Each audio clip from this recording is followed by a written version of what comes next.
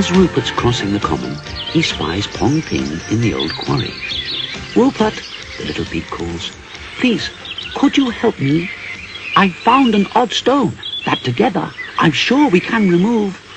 So they both tug hard, and out comes a stone, which is very smooth. "It's an egg," cries Pong Ping. "It's so old, it's turned to stone. I'll need your help to hatch it, Rupert. I can't do it alone." At his house, Pong Ping weighs the egg and finds it's really quite light. Then tries hatching it over a flame, burning hot and bright.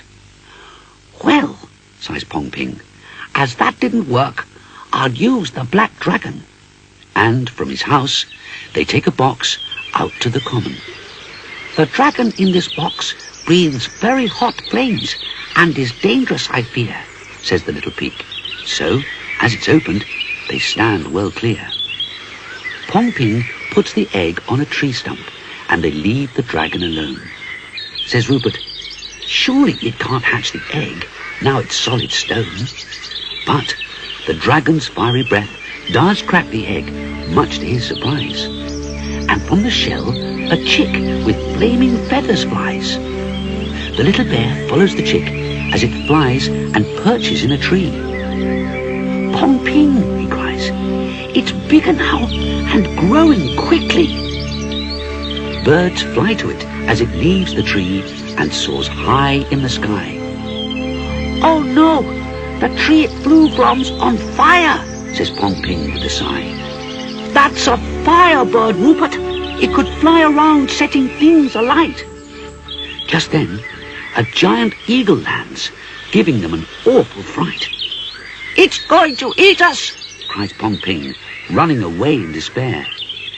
But the great bird swoops down and carries him into the air. Rupert sighs as his chum's cries for help can no longer be heard.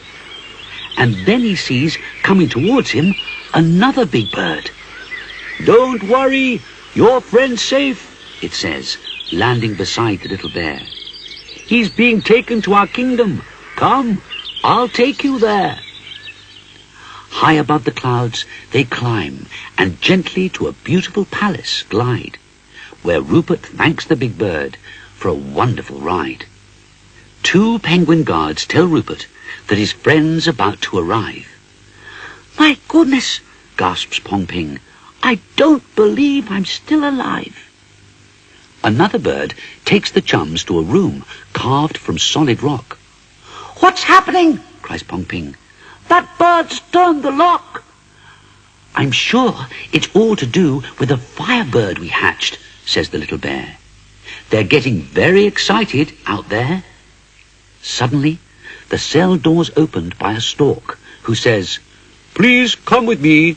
There's someone very important you both have to see."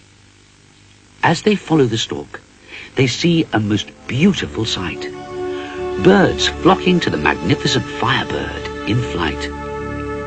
The chums are taken to a toucan who, of all birds in the world, is king. "Is it because of the firebird you brought us here?" asks Pong Ping. "Indeed," answers the king.